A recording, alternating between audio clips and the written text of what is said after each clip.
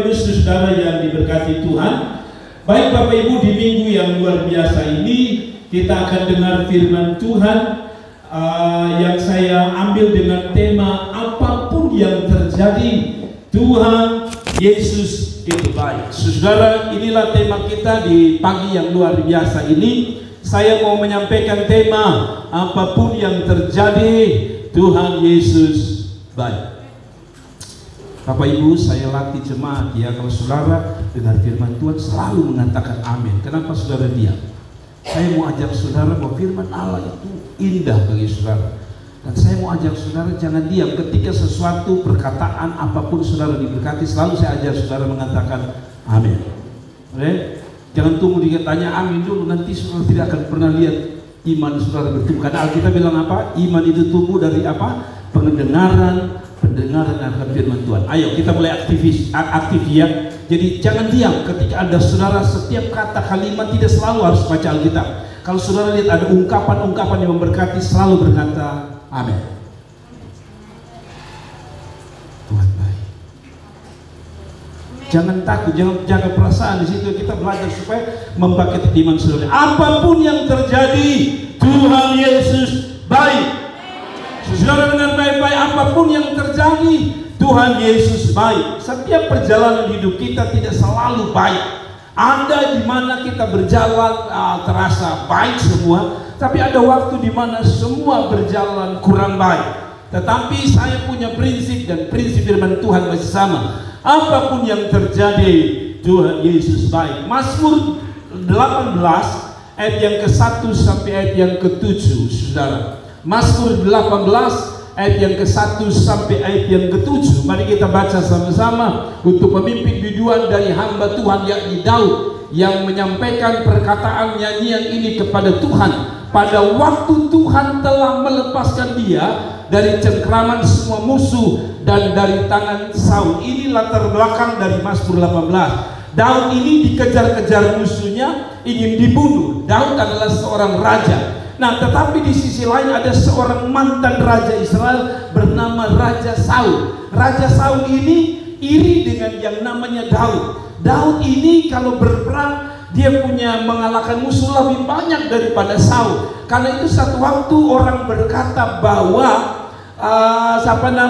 Saul mengalahkan musuh beribu-ribu, sedangkan Daud itu berlaksa-laksa. Dan ketika mendengar ini, saudara, Saul mulai iri dan Saul mencari untuk membunuh Daud. Saudara, ketika saudara berhasil dengan baik-baik, tidak ada orang-orang yang senang dengan saudara. Ada orang mengatakan begini, kalau saudara berhasil, kalau saudara punya rumah baru, mobil baru, baju baru, jangan coba-coba Anda kasih tahu orang lain.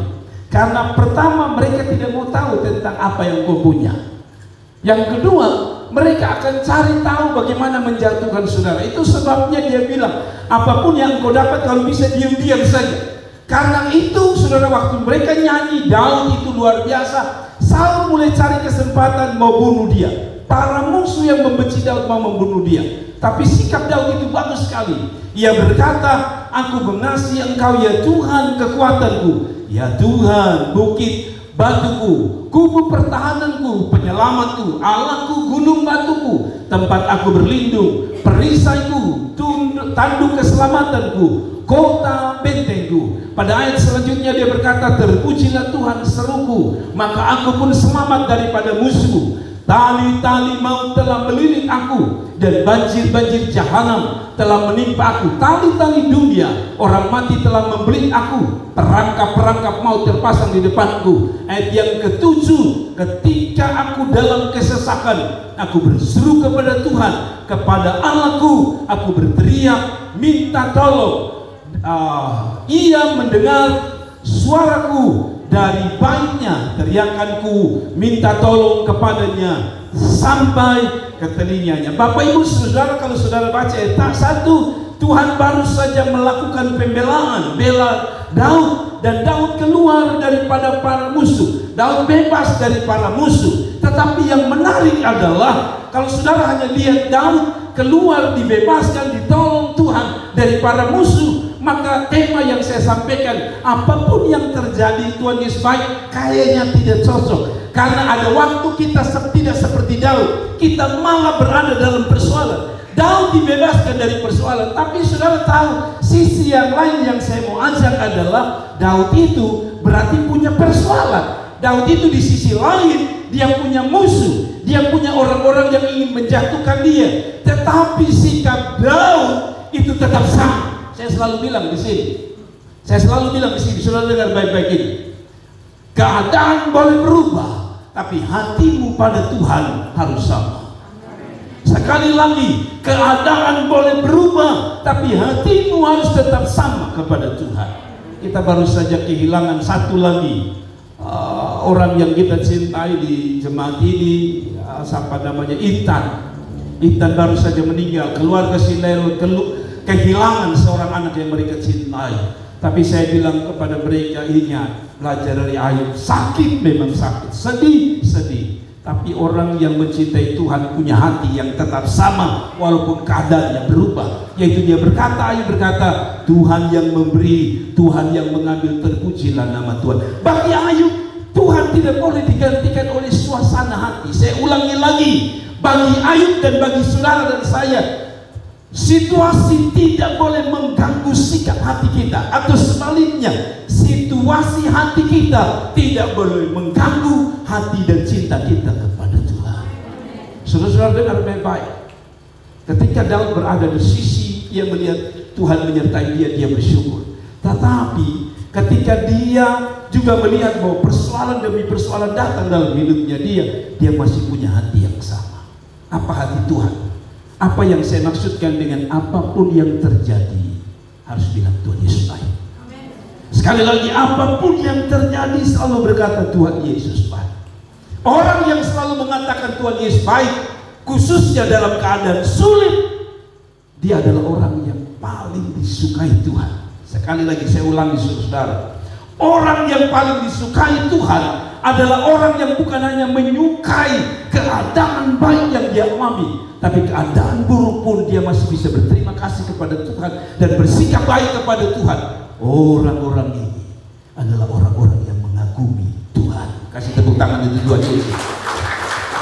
Kalau begitu saudara-saudara, kalau saya tanya saudara, hari ini saudara sedang menghadapi apapun titik persoalan, apapun titik terendah dalam hidup saudara, mari bersikap seperti Daud. Ketika Daud dalam keadaan punya pergumulan sekalipun, dia bersikap seperti ini. Mari kita lihat saudara, ada beberapa sikap yang harus kita belajar daripada Daud. Menghadapi situasi baik puji Tuhan, menghadapi situasi sulit dan menyedihkan tetap punya hati yang sama. Pertama, Daud dalam setiap sisi kehidupan dia, baik dibela atau tidak dibela Tuhan, baik melihat kuasa Tuhan atau tidak, baik itu melihat hari-hari hidupnya luar biasa atau tidak, dia punya sikap sama. Yang pertama, dalam bahasa Inggris dikatakan he choose to love God. Artinya dia memilih untuk tetap mengasihi Tuhan. Saudara, apapun yang terjadi, Anda harus tetap memilih mengasihi Tuhan. Sekali lagi, tidak ada yang minta tahun ini saudara mengalami stroke. Tidak ada yang minta supaya tahun ini kita punya anak mati, betul? Kalau bisa tahun ini, tahun Tuhan memberkati kita. Tapi itu yang Tuhan izinkan. Karena itu sikap hati kita harus sama. Kita harus tetap memilih mengasihi Tuhan. Amin. Mengasihi Tuhan bukan keadaan saudara baik kalau saudara berkata, I love you Jesus, I love you God. Tidak. Apapun itu sebabnya dalam keadaan musuh mengejar dia, di dalam ayat yang kedua dari Mazmur 18 dia berkata, aku mengasihi Engkau Tuhan. Wow. Dia mengasihi Tuhan bukan saja ketika tadi ayat 1 bilang dia dibebaskan dari Saul dan musuhnya. Apakah setelah dia dibebaskan dari Saul dan musuhnya dia bebas? Tidak. Dia punya persoalan yang rumit sekali. Kalau saudara belajar mengenai Daud, itu luar biasa. Kita yang sudah bernikah pasti tahu, bapak-bapak ini, kita punya anak 2, 3 saat pusing kepala, betul tidak? Nah, seorang raja tentu dia punya masalah banyak. Dirinya, pikir rakyat, pikir kehidupan rakyat, pikir dia pun keluarga, pikir dia pun diri, pikir dia pun masalah, pikir dia punya para musuh, semua ada.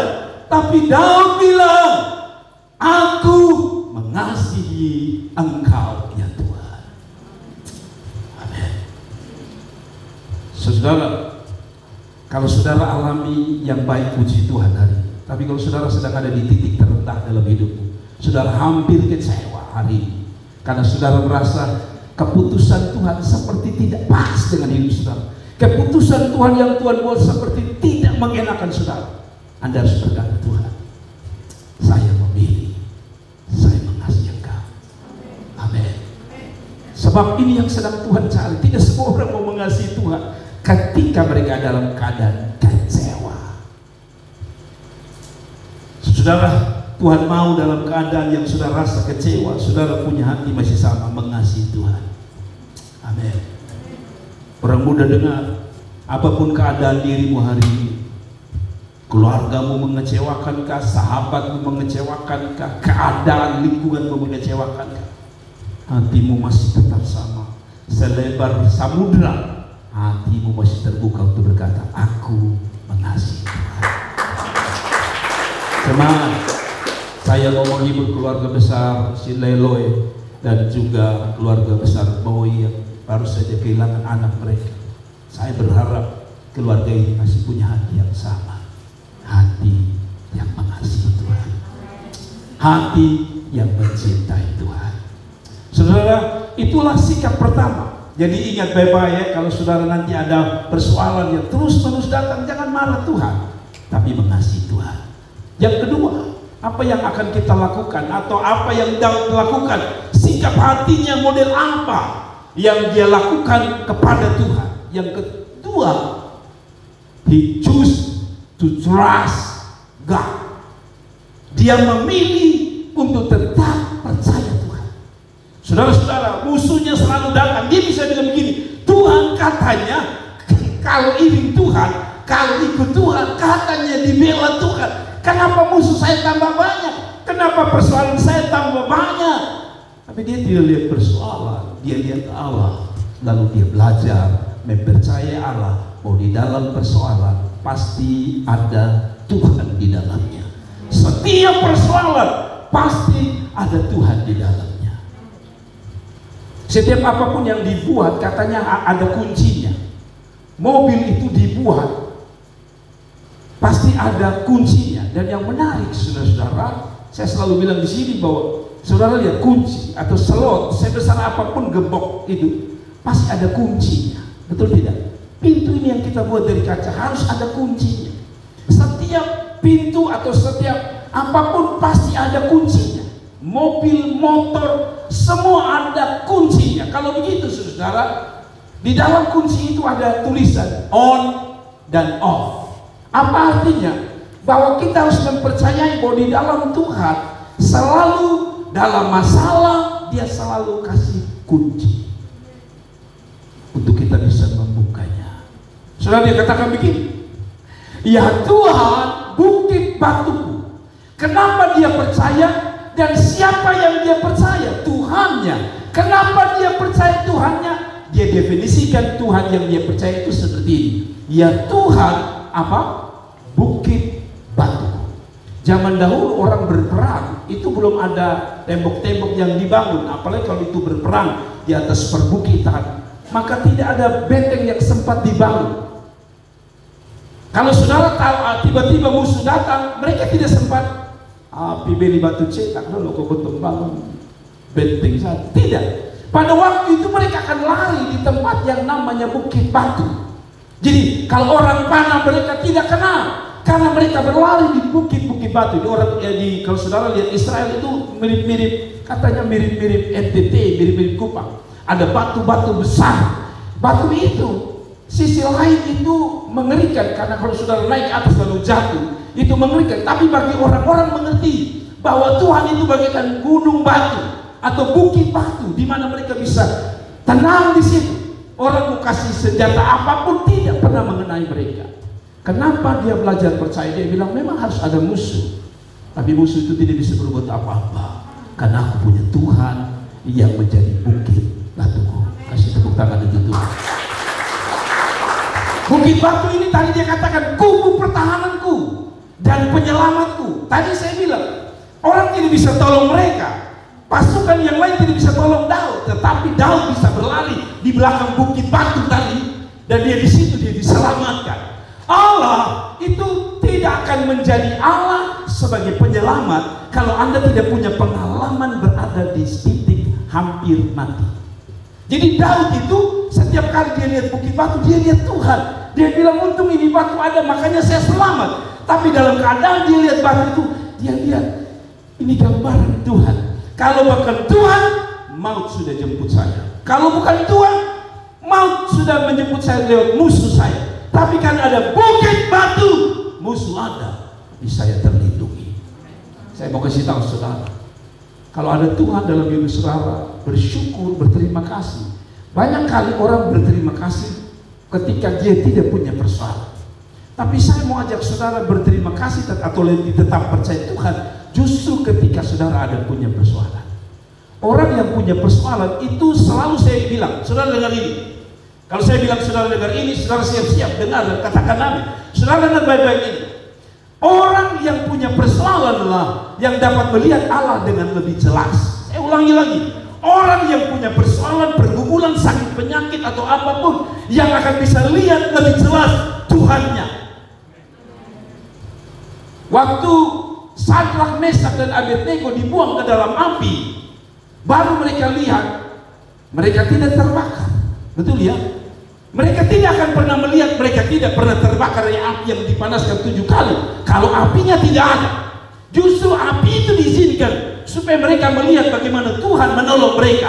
Saudara-saudara, di tengah persoalan, Tuhan tidak akan menyingkirkan masalahmu, sebab selama kita masih ada di dunia berdosa, Anda dan saya tetap punya masalah. Yang penting bukan Anda ada masalah atau tidak. Selalu saya bilang, yang penting pastikan ada Tuhan dalam hidup saudara. Kalau Tuhan ada, saya percaya dia jadi pembela kita. Wow, ini saya suka ini. Lalu dia katakan, tempat aku berlindung, perisaiku, tanduk keselamatanku, kota benteng. Jadi ini kesimpulan Allah yang dia percaya seperti gunung batu.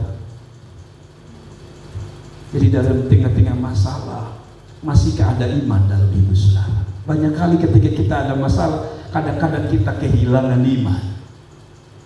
Banyak kali orang itu dalam masalah mereka kehilangan iman dan selalu berkata begini, doa-doa juga percuma, melayani Tuhan juga percuma. Anda tidak akan merasa percuma kalau Anda tunggu sebentar untuk mengerti maksud dan rencana Tuhan yang terjadi dalam hidup saudara. Amin. Kemarin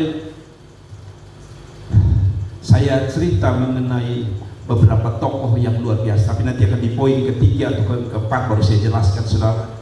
Yang ketiga, setiap orang tidak bebas dari persoalan, setiap orang tidak bebas dari masalah saudara, mau pendeta ke siapapun. Tapi Daud itu bagus, bukan hanya dalam keadaan baik dia memilih Tuhan, tapi dalam keadaan sangat buruk, persoalan demi persoalan. Yang ketiga, he choose to give thanks and sing praises to the Lord. Apa artinya? Dia tetap memilih untuk mengucap syukur dan memuji Tuhannya. Orang yang mencintai Tuhan, dia tidak peduli dia masalah dia ada atau tidak, dia baik atau tidak, keadaannya buruk atau tidak, dia tetap menyanyikan pujian bagi Tuhan dan tetap bersyukur.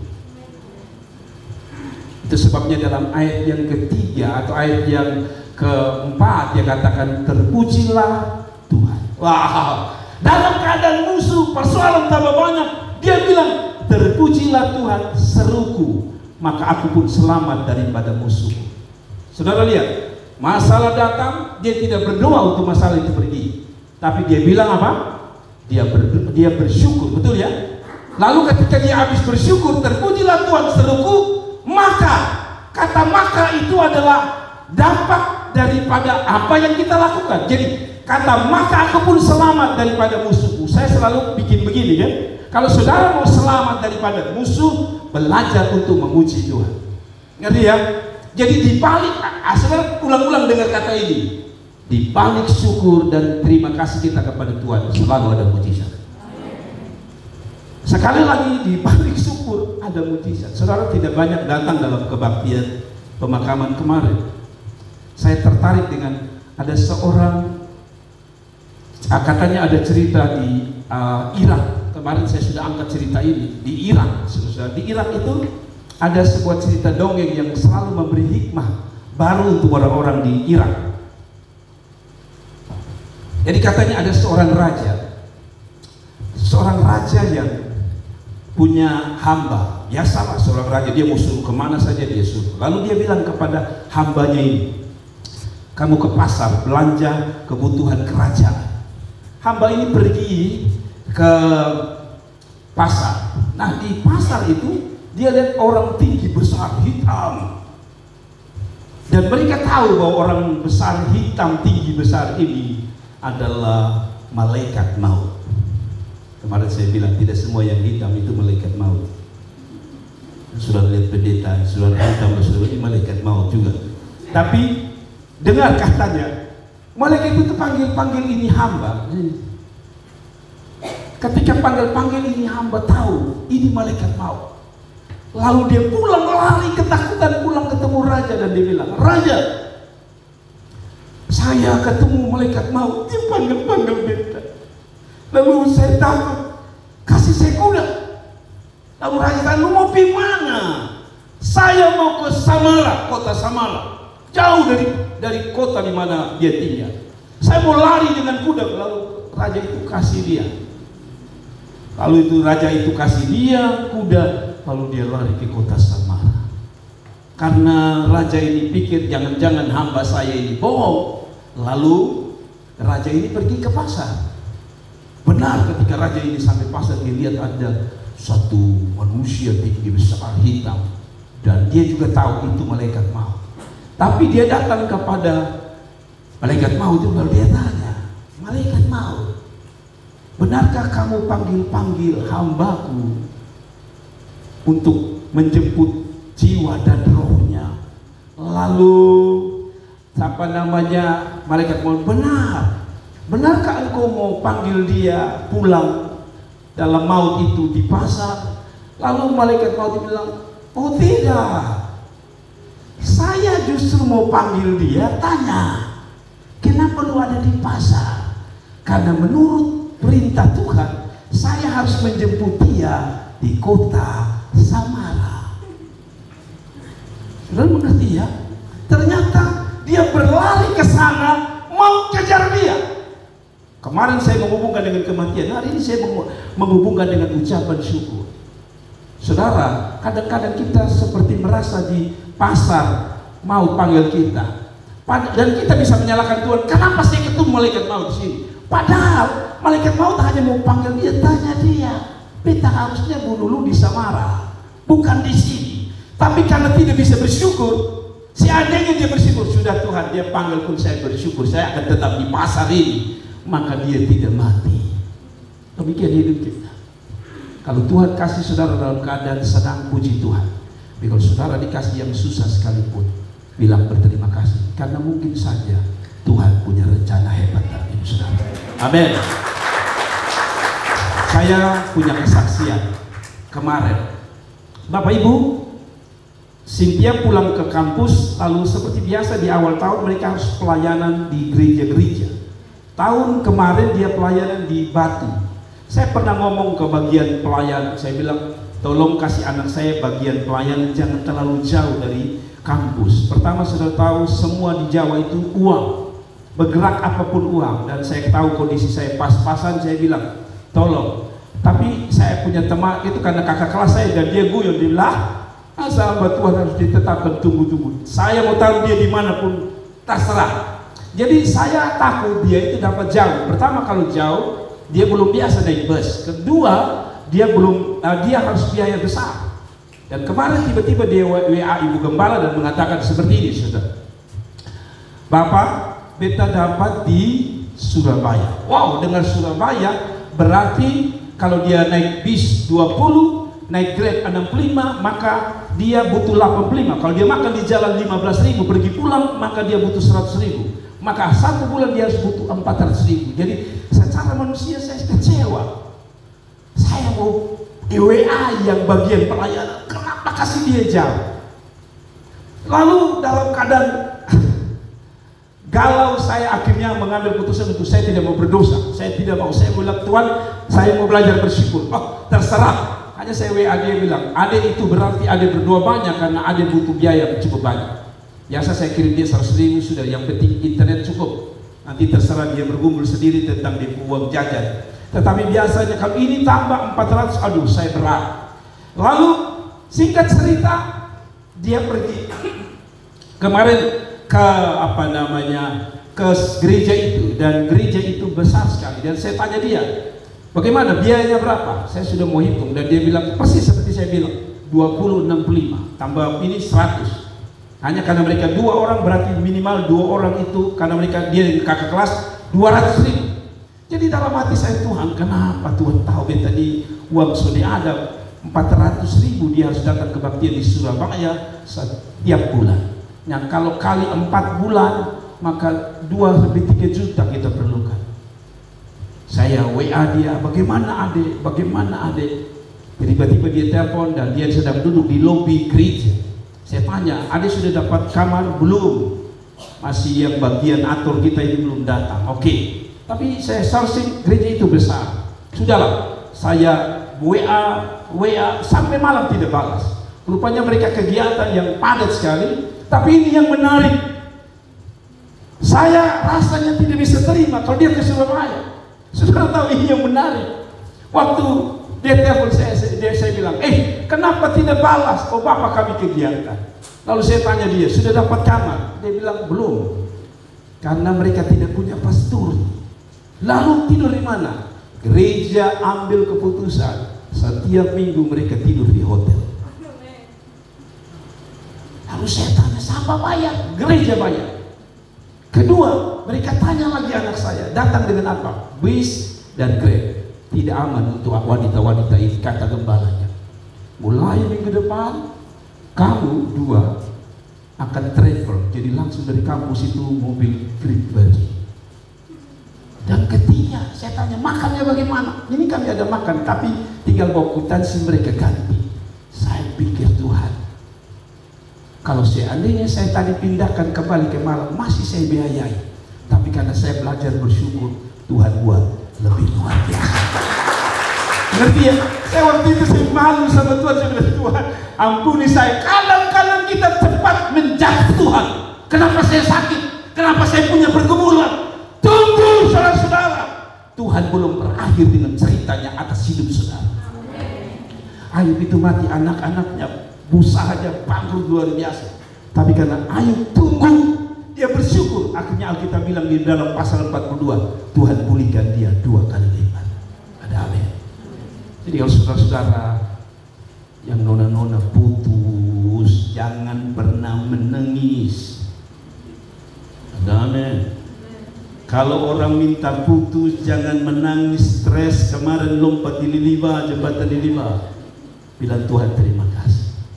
Amin. Kenapa? Karena kadang-kadang kita ini anggap yang di depan kita itu yang terbaik. Pacaran dia beli coklat 14 Februari, 15 Februari beli gula lempeng. Lalu kita anggap ini orang luar biasa. Kita pertahankan dia. Kita berpikir, ini sudah ini setiap 14 Februari coklat. Masalahnya 15 Februari coklat sudah tidak ada lagi. Ada mama-mama yang dapat coklat 14 Februari, 15 dapat bunga berbahaya. Hidup ini berubah. Nah, karena itu saudara-saudara, saya kasih tahu saudara, bersyukur. Amin. Saya juga seperti saudara, saya putus banyak kali. Kecewa, kecewa. Sayang orang tua anak, orang itu pergi, biasalah.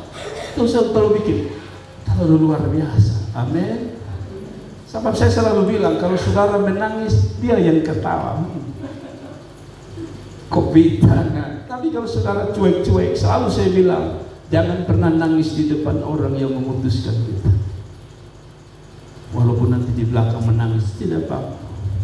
Tapi di depan dia munafik sedikit lah. Lu siapa? Sudah ada arti. Ya gitu. Maka dia pulang dia pikir. Tapi kalau lu menangis dia bilang itu toh. Bekasnya nanti dia cari beta. Bersyukur. Amin. Coba tanya-tanya baik-baik perempuan-perempuan yang pernah kita pacaran itu 8 banding istri kita. Saya cerewet-cerewetnya dia lebih baik. Saya renung-renung itu nona ini bukan balaga. Saya tidak pernah maksud apa-apa. Saya pun nona kalau saya pikir-pikir dia datang di Kupang dong susah banget. Dan kalau dong susah banyak beta lebih susah banyak. Amin. Lebih baik kalian perempuan timur hantam jagung mau keraskan lembut dihantam. Tapi kalau memang kawin itu yang dari sebelah barat sana, lalu dalam keadaan duit tidak ada, dia bilang beta butuh salak. Jangankan salak usam bisa terbisa loh. Belajar bersyukur. Amin. Tuhan tidak pernah salah dengan hidup saudara.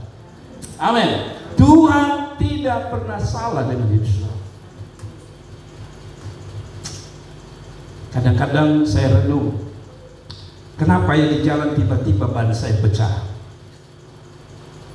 Kita biasa marah, beta mau buru-buru pergi kerja ban pecah. Anda mungkin tidak tahu bahwa di depan sana ada tukang ojek yang baru belajar naik motor, yang akan ketemu saudara.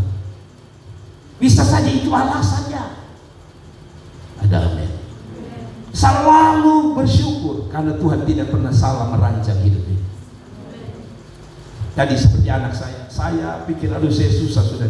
Ternyata saya bukan susah, saya senangnya luar biasa. Amin. Jadi saya tidak telepon dia lagi pagi hari karena saya tahu dia menikmati hotel. Saya ini selama kuliah belum pernah dikasih gereja itu hotel. Dia sudah dikasih hotel. Jadi saya nasihat dia ingat, itu sebabnya selalu bersyukur dan beri yang terbaik untuk Tuhan. Amin. Saudara dengar baik-baik, kita tidak perlu mengeluarkan uang. Orang yang kasih keluar uang. Jangan marah Tuhan cepat-cepat, saudara. Harusnya saya kecewa dan protes sama Tuhan kemarin. Tapi Tuhan sedang pukul saya dengan keras. Bodoh satu ini. Sebegini baru berterima kasih. Harusnya kita berterima kasih. Waktu saya dengar pertama jujur, saya hamba Tuhan. Waktu saya dengar berita dia ditunjuk di tempat lain ini, saya jujur, saya tidak bersyukur. Tuhan tolong saya. Tapi Tuhan sedang ajar saya pagi hari, bersyukurlah dalam segala keadaan. Sebab Tuhan punya rencana yang lebih dahsyat. Kasih tepuk tangan untuk Tuhan ini. Yang keempat, sikap apa yang saudara lakukan sebagai sikap yang luar biasa, sikap terakhir saudara. Ketika saudara ada di titik terendah dalam hidup saudara, kecewa khususnya, ingat kata ini terakhir. Daud memilih ini. He choose to call upon the Lord. Ternyata bahasa Inggris semua. Yang artinya dia tetap memilih untuk berseru memanggil nama Tuhan. Amin. Susah ya pasti. Tapi dalam susah Tuhan tidak minta kita marah, kita berkata jahat kepada Tuhan. Dalam keadaan susah, Tuhan sengaja supaya kita bisa berseru kepadanya. Amin. Anak-anak saya selalu bilang, anak-anak kecil, selama dia bisa melakukan apapun, dia tidak pernah panggil kita. Betul? Anak-anak itu akan memanggil kita kalau dia melakukan sesuatu yang sulit dilakukan. Misalnya, ketika mainan-mainannya dia ada di lantai, dia tidak panggil saudara, dia ambil sendiri, dia bermain. Tapi ketika mainannya saudara taruh di lemari yang tinggi sekali, maka dia pasti akan panggil saudara, mama, bapak, ya, tolong ambil beta boneka di atas lemari. Kenapa? Karena dia sadar dia tidak bisa naik ke atas. Dia tahu resiko naik ke atas pasti jatuh. Dan dia akan memanggil saudara pada waktu dia tidak bisa melakukannya. Jadi kalau Tuhan izinkan saudara punya persoalan dan rasanya saudara sudah tidak mampu melakukannya, itulah saat saudara seperti anak kecil tadi, Anda butuh Tuhan. Sekali lagi, ketika Anda rasa Anda punya masalah terlalu berat, bukan marah Tuhan, tapi bilang sama Tuhan, Tuhan, beta perlu Tuhan. Amin. Dalam doa saya sejak hari pertama Intan meninggal untuk keluarga ini adalah Tuhan, kasih mereka kekuatan. Kenapa? Karena saudara dan saya tidak ada di titik mereka. Kita bisa menasihati apapun, tapi yang mereka, yang alami adalah mereka. Kita bisa bilang yang kuat ya, tetapi belum tentu semudah itu mereka terima. Mereka masih punya harapan banyak tentang anak mereka tentunya. Tapi doa saya, Tuhan tidak banyak-banyak, Tuhan kasih mereka kekuatan, karena ini tidak mudah bagi mereka. Amin. Dalam pergumulan, dalam persoalan, Tuhan izinkan supaya kita buka mulut dengan Tuhan. Amin. Saudara-saudara,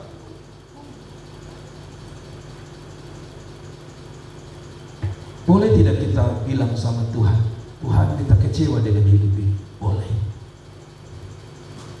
Saya kadang-kadang dalam hidup saya ketika saya kecewa dengan Tuhan, mau dengar saya kan Tuhan, lalu saya cerita semua yang saya rasakan di hati saya. Tuhan, saya kecewa dengan orang itu Tuhan.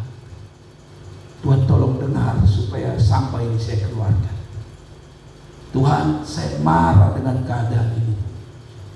Yang penting saya tidak mengatakan Tuhan itu tidak baik. Saya marah keadaan ini Tuhan, tapi saya butuh Engkau Tuhan.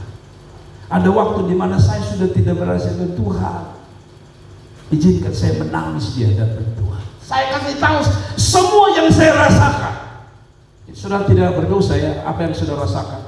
Yang berdosa ketika yang saudara rasakan lalu saudara cipta menjadi kata-kata yang menjahati Tuhan, itu yang salah. Jadi kalau saudara begini, Tuhan bisa toh beta sedih karena bepo anak ini, bisa. Tuhan itu maha mendengar, bukannya dengar doa saudara, dengar keluhan hati saudara. Kenapa Daud melihat bahwa Tuhan adalah tempat dia berseru, bukan ketika dia dalam keadaan baik, tapi dalam keadaan tidak baik. Daud sadar dia perlu Tuhan, dan dalam perlu Tuhan itu kita berdoa kepada Tuhan. Mengapa berdoa perlu penting? Saya kembali, mengapa doa itu perlu? Pertama, dia sadar bahwa Saul ini adalah raja yang luar biasa.